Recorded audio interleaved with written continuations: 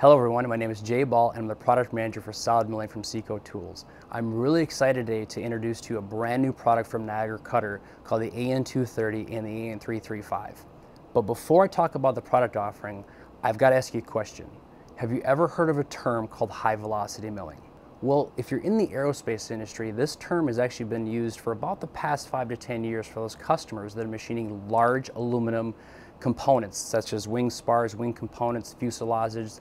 And what it is it's a combination of high performance roughing and high speed machining. So we're talking about running 30,000 plus RPMs. Your feed rates are between 300 to 800 plus inches a minute. Your depth of cuts are about 1 times to 1.5 times diameter depth of cut with anywhere from 40 to 50 to 60% radial stepovers. So there's a big issue when it comes to high velocity milling of aluminum, and that's chip evacuation. So what we've done at Niagara Cutter is we've specifically designed custom flute shapes, gashing, polished K-lands, and geometry to eliminate that chip control issue that is very common in high velocity milling.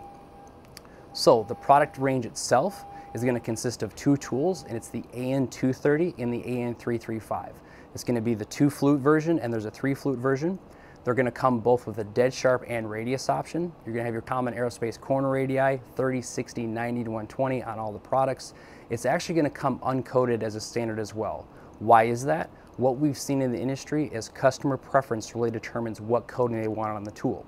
So you might want a DLC coating, you might want a titanium diboride coating or a tin coating. So because there's so many different customer needs for the coating, we just decided to have it uncoated as a standard.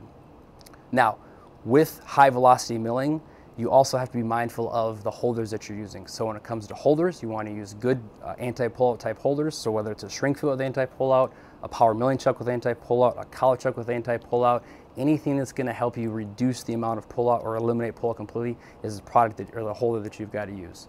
So again, I'm really excited about this product offering. If you'd like to know more about it, feel free to reach out to our tech team. You can go to the Seco Tools website and check out more information. Even the Niagara Cutter website is going to have information on it. And don't forget about the Solid Milling app, because all the cutting data for this brand new product family is going to be available on the app. So again, my name is Jay Ball and I'm the product manager for Solid Milling. Thanks for watching.